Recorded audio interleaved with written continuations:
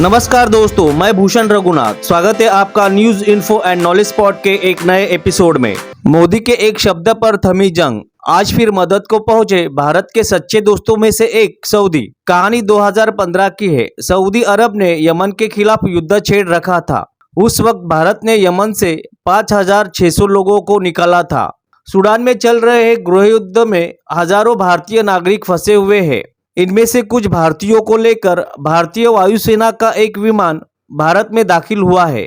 भारतीय नौसेना ने 72 घंटे के युद्ध विराम में सूडान में अपने युद्धपोत भेजे हैं। इन युद्धपोतों से भारतीय नागरिकों को जेद्दा लाया जा रहा है। प्रधानमंत्री नरेंद्र मोदी के एक शब्द पर युद्ध को रोक देने वाला और पूरी दुनिया को अपने इशारे पर नचाने वाला देश सऊदी अरब आज एक बार फिर भारतीयों की मदद के लिए आगे आया है। कहानी 2015 की है। सऊदी अरब ने यमन के खिलाफ युद्ध छेड़ रखा था। उस वक्त भारत ने यमन से 5,600 लोगों को निकाला था। इसमें 4,640 भारतीय और अन्य लोग 41 देशों के थे। यमन में स्थिति गंभीर थी। भारत सरकार ने सऊदी के राजा को एक शब्द दिया, हमें अपने लोगों को निकालने दे। तब विदेश मंत्री सुषमा स्वराज थी। उन्होंने एक इंटरव्यू में बताया था कि कैसे मोदी की बातों की वजह से सऊदी ने युद्ध रोक दिया था। यमन के आसमान में बम गिर रहे थे और 4,500 भारतीयों की जान खतरे में थी।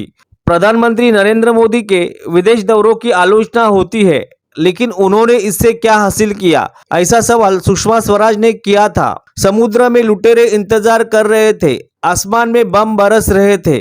उस समय मुझे याद आया कि मोदी की ऑस्ट्रेलिया में सऊदी के एक बादशाह सलमान बिन अब्दुल अजीज से चर्चा हुई थी। मैं तुरंत मोदी के पास गई और उनसे फोन काटने को कहा। सऊदी के बादशाह से उनकी अच्छी दोस्ती थी।